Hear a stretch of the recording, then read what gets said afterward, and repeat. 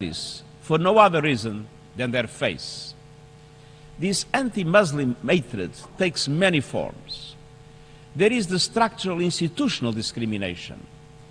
It manifests itself in socio-economic exclusion, discriminatory immigration policies, and unwarranted surveillance and profiling.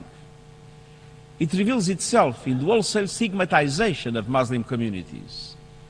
And it is reinforced by biased media representations and, shamefully, by the anti-Muslim rhetoric and policies of some political leaders. Beyond structural Islamophobia, Muslims suffer personal attacks, hateful rhetoric, and stereotyping.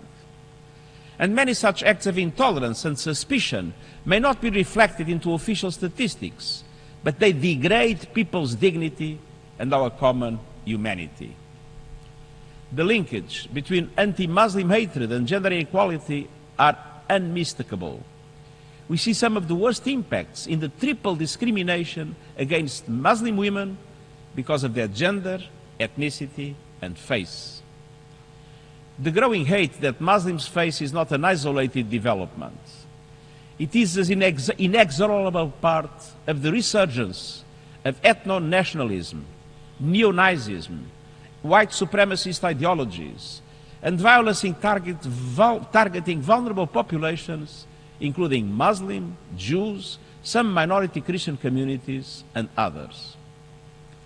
Excellencies, ladies and gentlemen, discrimination diminishes us all, and it is incumbent on all of us to stand up against it. We must never be bystanders to bigotry.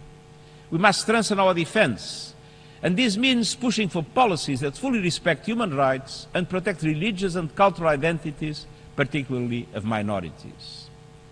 Our UN Plan of Action on to safeguard religious sites provides concrete recommendations to support governments so that all can enjoy their right to observe religious rituals in safety. We must recognize diversity not as a threat, but as a richness of our societies. And this means ramping up political, cultural, and economic investments in social cohesion. And we must confront bigotry wherever and whenever it rears its ugly head. This includes working to tackle the hate that spreads like wildfire across the internet. That is why I've called on governments, regulators, technology companies, and the media to step up guardrails and enforce them. We have launched the United Nations Strategy and Plan of Action on Hate Speech to provide a framework for our support to member states to counter this scourge while respecting freedom of expression and opinion. As part of our common agenda, we are working on a global digital compact for an open, free, inclusive and secure digital future for all, firmly anchored in human rights and non-discrimination. And we are pushing for a code of conduct to promote integrity in public information so people can make choices based on fact, not fiction, education, not ignorance. And I will consider with interest the new suggestions presented today by the Honorable Minister of Foreign Affairs of Pakistan.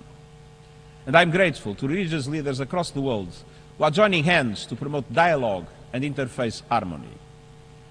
The Declaration Human Fraternity for World Peace and Living Together, co-authored by His Holiness Pope Francis and His Eminence the Grand Imam of Al-Azhar, Sheikh Ahmed El Taib, is a model for compassion and human solidarity. Excellencies, we are just days away from the beginning of Ramadan. For well over a millennium, Islam's message of peace, compassion and grace has inspired people the world over. The very word Islam derives from the same root word salam, peace. As UN High Commissioner for Refugees, I saw the generosity of Muslim countries welcoming people forced to flee their homes, while so many others closed their borders. I saw the modern manifestation of what is found in the Surah Al-Tawbah of the Holy Quran, and I quote, "And if anyone seeks your protection, then grant him protection so that he can hear the words of God, and then escort him where he can be secure." End of quote. This protection should be accorded to believers and non-believers alike, again according to the Holy Quran. And what a remarkable articulation of refugee protection centuries before the 1951 Refugee Convention. Excellencies, ladies and gentlemen, every great faith and tradition summons the imperatives of tolerance, respect, and mutual understanding. At the heart, we are dealing with universal values. They animate the United Nations Charter and lie at the core of our quest for justice, human rights, and peace. Let us keep striving to realize these values and protect the sanctity and dignity of every human life. Let us counter the forces of division by reaffirming our common humanity. And let us always stand in solidarity with our Muslim brothers and sisters. Thank you.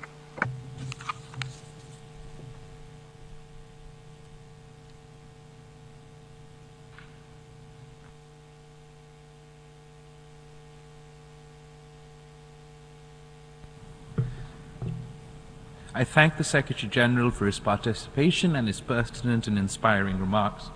Excellencies, ladies and gentlemen, I now invite the meeting to hear the video statement by His Excellency Mr. Hussein Brahman Taha, Secretary-General of the Organization of Islamic Cooperation. Thank you so much. J'aimerais de prime abord rendre At the outset, on behalf of the Organization of Islamic Cooperation and on my own behalf, allow me to pay tribute to the martyrs, victims of the tragic incident that occurred in Christchurch, New Zealand, on the 15th of March 2019. May Allah, the Almighty, provide their families, who must bear such a dreadful loss, with continued solace and perseverance.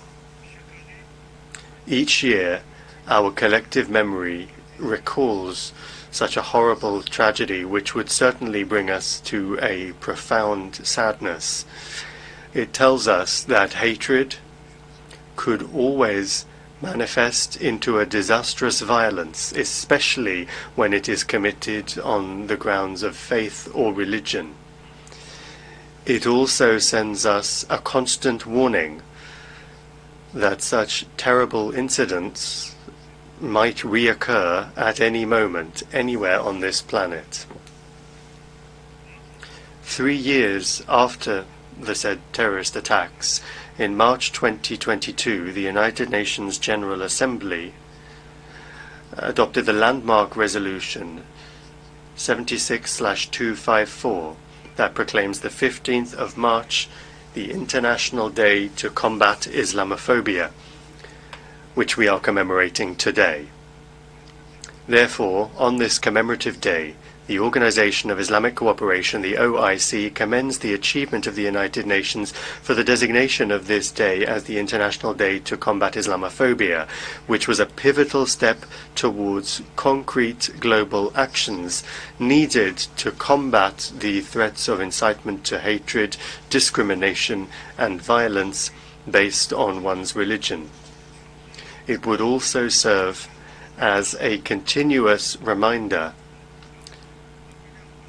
about the danger of violence based on religion or belief, and at the same time an opportunity for the international community to reiterate its commitment to fighting xenophobia and to promoting the values of tolerance, understanding, interfaith harmony, and peaceful coexistence among different religions. Religious hatred and intolerance must not be given the slightest space in our societies.